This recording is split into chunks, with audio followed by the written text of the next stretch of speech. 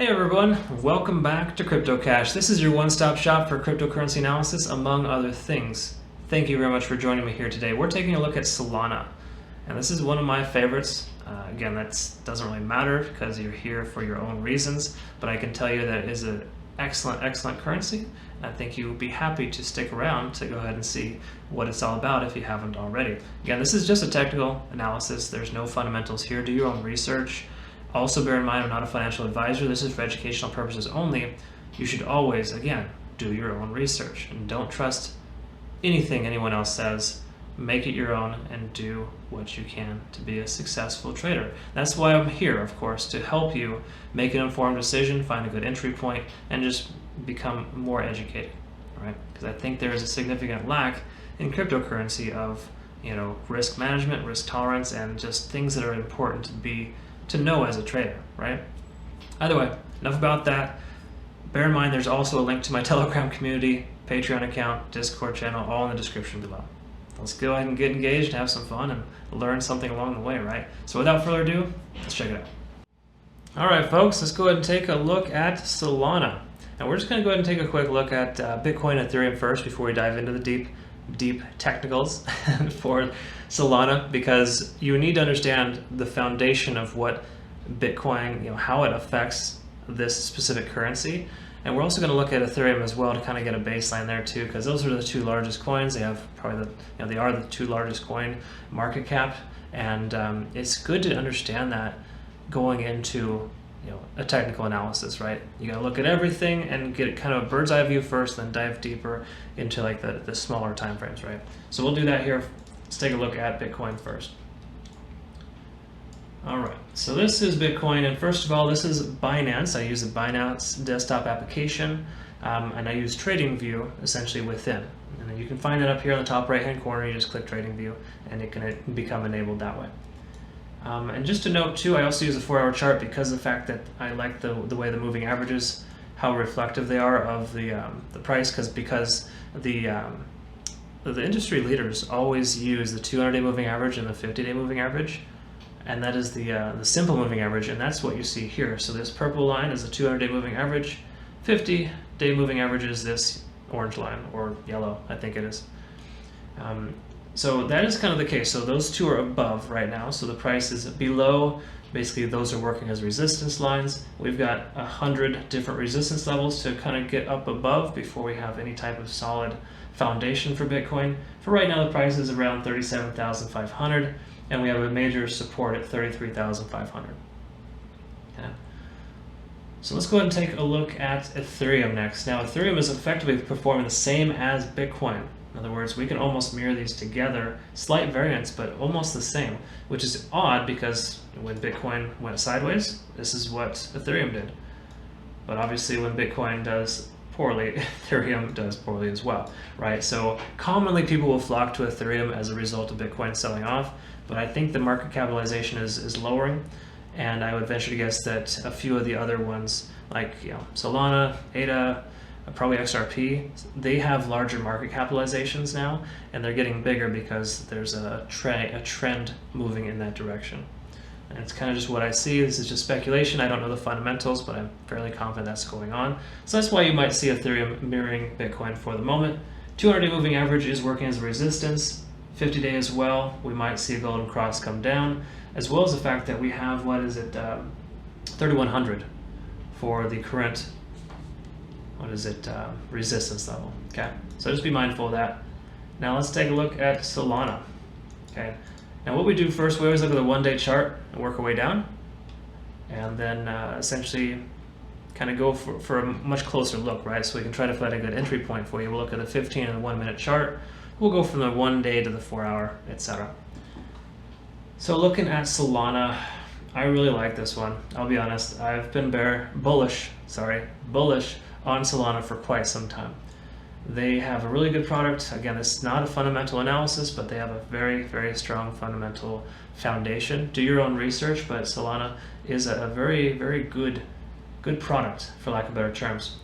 And as we can see here, the 50-day moving average is working as a support, as it is with a lot of currencies right now. This is great. We've got the 200, same scenario, but hasn't been tested yet.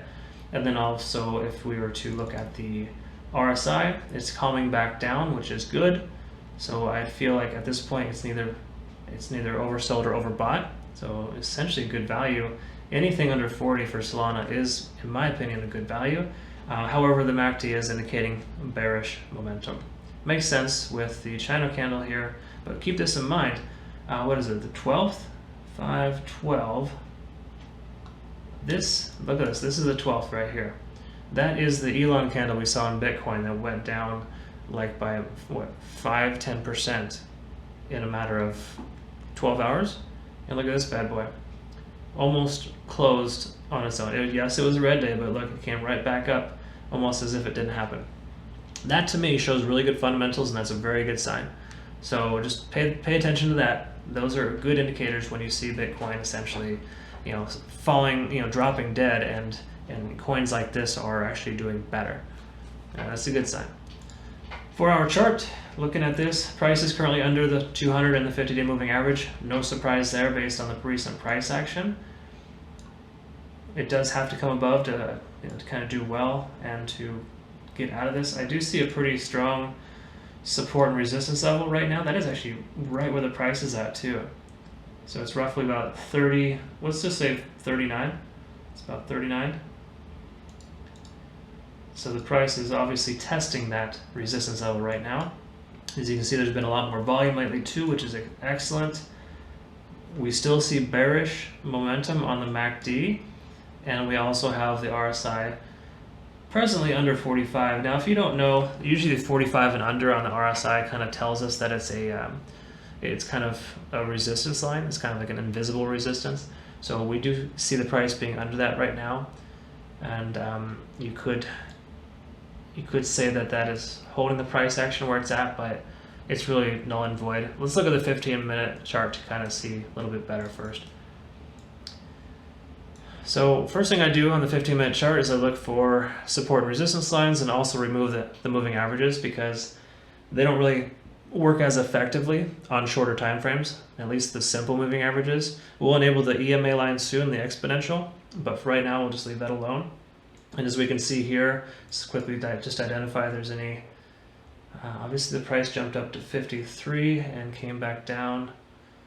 That could be a major resistance level, but I would say probably closer to 47 as a resistance, just because that was a strong support and resistance line previously. All right, so we'll just leave that there. So ideally the price comes above and stays above the $39 range and holds to essentially consolidate in this channel. Okay. Now to quickly look, price has been pretty consistent. We haven't seen any oversolds or overboughts. In other words, price didn't come up and it hasn't done much since what happened with China on the 18th, 19th, which is normal to see this on all the coins right now. But simply put, even with this really strong drive up here, the RSI stayed low. So price action is pretty good. I would say it's consolidating, working itself into a channel. We may see a breakout in the next few days if Bitcoin stays level and can give us at least just say 2 days of consolidation. I mean, is that too hard to ask, right? Can you give us 2 days of consolidation? Because this will take off if we have that. So I can confidently say that we'll be back up in the 50s with Solana if we see some type of sideways price action with Bitcoin, and if it can break that current resistance level, which just to clarify would be 42,300. We can get over 42.5, right in that range. Be sitting really pretty with Solana. Again, even if the price goes sideways with Bitcoin, we'll still be doing very well. Again, you can kind of see that the history, that's why we look at the one-day chart, right? It's done very, very well, contradictory to Bitcoin. But it has to consolidate right now because what happened recently, it's almost a given. Why don't we go ahead and take a look at some of these indicators now. I like the VWAP and the EMA. If you're new to the channel, VWAP is a volume weighted average price, just telling us a 24-hour volume expressed as a price. So right now the VWAP is telling us the price should be $38. So the price is just above that. That's fantastic. That means we're holding as a support, because the VWAP is a consistent support and resistance line that works extremely reliable, right? And it also has like I'll explain that later, but if there's ever a significant variance, it kind of helps draw the price back to it. As you can see, it never ever goes too far away. This is a one-off. Don't worry about that guy. We all know what happened there. Yeah, so that's that. So that's the VWAP line. And then why don't we go ahead and take a closer look? Because the EMA line is nice. If the price stays above the EMA for a while, it's considered bullish. If it's the inverse, it's bearish. As you can see, there's some bearish momentum here. And then it's switched over, and it's currently above the EMA. So if we can hold the EMA line, and the price can close above the support level and stay above all three of these supports, or these resistance and support levels, then we'd be in really good shape to see this kind of continue to climb back up. Another thing to note too is that $33 appears to be the major support. In other words, that's the lowest it's been in a very, very long time. It's $33. And it's tested 1, 2, 3, 4, 5, 6, almost 7 times. So that tells me we got a pretty strong support there. We shouldn't see any price action lower than 33. I'm speculating the price should come up above 39, hold above, and progress upwards to test this resistance line of $47 again in the next 2 or 3 days. So pay attention to that, be mindful of that. Knowing Solana, it could ramp up quite quickly once Bitcoin establishes a state of consolidation and just kind of chills out, right? We need it to calm down and stop being such a jackass. Pardon my French. You can tell I'm not very upset with Bitcoin right now, right? I feel peachy. Love it. Okay, so yeah, so that's Solana. Let's go ahead and go to the 1 minute chart. And as we can see, there's a sell-off down here to test the VWAP. We'll see what happens there. But just pay attention. When you see price action like this, always make sure you take entry when the price is over the EMA line. And as you can see here, let me show you an example. Get a little closer. So you see when the price came up here, and it came back down, test the EMA, bounces off, test, bounces off again, comes up. That's a case in point where it's a bullish trend. Now bear in mind, this was a recovery because the RSI was too low under 30. It's guaranteed that's always going to happen when that occurs. It tested its support level and came back up. It doesn't always work that way, but that's an example of how the EMA line works, where as you can see it was bullish, correction, it was bearish here, and then it decided to come back up, tested it, nope, not going to reject, not going to reject, we're going to stay above. The average true range needs to be higher. That's basically what it's saying. Okay, so that's kind of what you need to look at and pay attention to. When I take entry, I always look for at least 2 to 3 solid green candlesticks that are closing in order with each other above the VWAP and the EMA line. So let's go ahead and see if we can identify that. Here's a case in point. Watch. This is basically what I would probably do. So in this scenario, just say, got this consolidation, all good, nothing super confirming for me because, for one, we see the price jump over the EMA line here, but it hasn't really tested and held, right? It's kind of just working its way through the line. All good, but once we see 3 candlesticks closing above after it's been consolidating, in other words, 1, 2, 3, this is a case in point to take entry right around there. Okay? And the reason why is because it comes down and bounces off the EMA and continues up. Now, even though it comes down and consolidates over here, you have one of 2 options. You can get out right here when the RSI peaks up over 70 and comes back down. And that would give you not a large gain, that'd be a 1.2% gain. Still good for a day trade in my opinion. Again, depending on your size of your position, but you could also consider writing it out. I don't usually like to do that. I like to get it in and out when I have my confirmation, right? Because you don't truly know if it's going to come back up.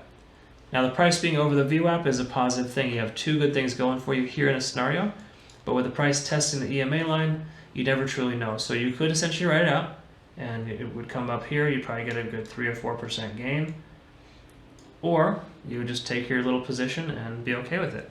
That's what I like to do. I like to kind of only get in, get out when I have that kind of confirmation.